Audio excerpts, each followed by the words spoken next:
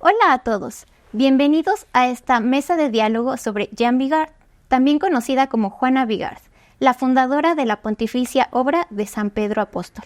Hoy contamos con la presencia del padre Carlos Piña Almanza, director diocesano de misiones de la Arquidiócesis de Tlalnepantla, y también con la hermana Gloria Guadalupe Hernández. Ella es la secretaria nacional de la obra. Bienvenidos. Muchas gracias, Elena. Es un gusto estar aquí. No, gracias a ustedes. Y el privilegiado soy yo al estar con tan grandes personalidades aquí de OMPE, ¿verdad? Con ustedes aquí colaborando en este momento, en este diálogo de mesa y bueno, saludando a todos nuestros amigos que siguen las redes de las obras misionales. Gracias. Muchísimas gracias por haber aceptado la invitación. El padre Carlos Piña también forma parte del equipo nacional de la obra de San Pedro Apóstol. Es parte de este equipo de apoyo y también por eso lo quisimos invitar para ir poco a poco dándoles a conocer el carisma, la espiritualidad y vida de Jeanne Bigard, conocida, como ya lo decía Elena, Juana Bigard. Pues muy bien, antes de comenzar, hay que hablar un poco sobre el contexto en el cual se encontraba Juana. Para poder entenderla, entender a un personaje, es importante saber qué estaba viviendo en ese momento. Por ejemplo, ella, que nació en diciembre de 1859, venía de una Francia pues marcada por cambios sociales, culturales y sobre todo políticos. Venía la Revolución Francesa y todos estos conflictos. ¿Qué nos pueden decir sobre el contexto histórico de la Iglesia Católica en ese momento? Bueno, estamos hablando, como lo decía Elena, de el tiempo de la Restauración Francesa. Había un gran deseo de restaurar, de renovar incluso toda la vivencia, todo lo que había dejado la Revolución Francesa. Y por ello también el Papa estaba continuamente buscando las formas, dialogando tanto con los emperadores, con todos los países, para que se diera a cabo. El emperador Napoleón Bonaparte tenía gran interés en restaurar todo lo que a él le correspondía, y él ve en la Iglesia el orden que él requería para unir a Francia. Entonces se apoya fuertemente de la Iglesia, y también el Papa empieza a imprimir en toda la Iglesia una fuerte espiritualidad. Y el pueblo de Dios va arraigando esta espiritualidad que el Papa, el pontífice de su tiempo, estaba viviendo. Entonces yo creo que hablamos de un renacer en toda la cuestión espiritual, pese a las dificultades y a toda la realidad que se estaba viviendo, que puede generar una revolución, tanto las secuelas de la Revolución Francesa como de una realidad pues de pobreza y de marginación. Así es, hermana. Fíjense que cuando observaba un poquito acerca de la historia de Juana Bigard, o Juanita, como le digo yo, con mucho cariño, descubro, bueno, ella nace el mismo año en el cual muere el santo cura de Ars, pero además de eso hay un florecimiento en órdenes religiosas, hermana, que usted seguramente lo tiene más fresco que yo. ¿Como cuáles son? A ver. Combonianos, claretianos, la restauración de los jesuitas. Dije que los tenía perfectamente identificados. Entonces, y también hay algunos santos de la época. A mí hay uno en lo específico a quien le tengo un gran aprecio, el beato Antonio Echeverri, que es poco conocido en México, que también responde a una situación histórica y que también, viendo a lo mejor el contexto en el cual está creciendo esta Juanita Bigard, pues va de la misma mano, ¿no? Él veía la pobreza, veía la necesidad, había muchos niños en situación de calle que eran hijos de mujeres prostitutas, en fin, todo ello, y busca la forma también de ayudar a esas personas. Pues Juana Bigard, pues también, por supuesto, movida por toda esa situación o necesidad de saber que hay pues necesidad de sacerdotes en otros lados, pues también busca la forma de apoyar, ¿no? Entonces, y con el Papa, que también, por supuesto, va a escribir acerca de lo que es la importancia de la misión y cómo llevar el evangelio de todas estas circunstancias de guerra que existían en el mundo, pues por supuesto es una respuesta a lo que estamos encontrando. Cuando estaba leyendo un poco sobre el contexto histórico de Juana Bigard, me preguntaba qué mueve a esta gran mujer a responder a una petición de la cual hablaremos después. ¿En qué se vivía dentro de la Iglesia? O incluso me llegué a preguntar qué había dicho el Papa, que muchas veces son los impulsos que hacen a los laicos y a grandes sacerdotes responder a una realidad. Y descubro que en el 1880 el Papa León XIII había lanzado a todo el pueblo de Dios una encíclica la encíclica Santa Dei Civitas, donde habla de las asociaciones misioneras, que son Propagación de la Fe y Santa Infancia. Todavía en aquel tiempo no eran obras pontificias. Y pide donar y orar por las misiones y pedir al Señor que suscite vocaciones misioneras, que vayan al campo, dice él, abundantes misioneros. Y yo decía, cuando en Francia se está viviendo toda la revolución industrial, cuando por un lado se podría estar pensando en que aquí hay necesidad, aquí estamos creciendo, el Papa les dice, no se olviden de los que están lejos. Y a los pocos años, a los 9 años, Juana Vigar empieza esta obra pontificia a ayudar a las vocaciones nativas. Entonces yo veo que, pues desde luego, ella estaba atenta a lo que el Papa decía, a estas encíclicas, y a la vez sabe responder con generosidad la necesidad que está viviendo nuestra Iglesia de colaborar con los seminarios en tierras de misión. Muy bien. Sí, eso es su tarea, madre. Felicidades. Y pues bueno, esto hablando del contexto de Francia. Hablando del contexto de las misiones, pues sabemos que anteriormente eran casi exclusivamente de España y de Portugal, que eran los que tenían pues más facilidad, que eran los que estaban en las tierras de misión. ¿En qué momento y por qué consideran que fue este resurgir de las misiones, sobre todo en Francia, pero en general en todo el mundo? Yo creo que tiene mucho que ver, así lo he ido descubriendo, toda la obra de la propagación de la fe.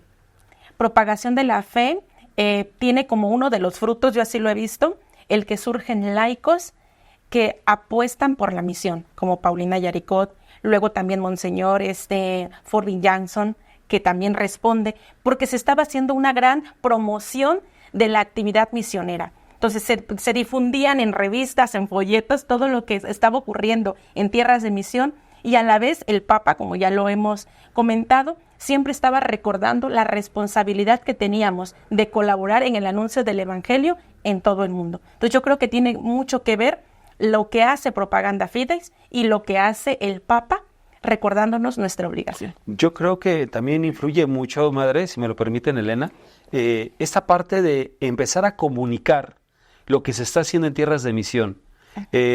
No sé, empecemos desde temas donde empiezan a conquistar otros lugares, la fe empieza a llegar a otros espacios, la necesidad que hay de misioneros, de personas que anuncian el Evangelio.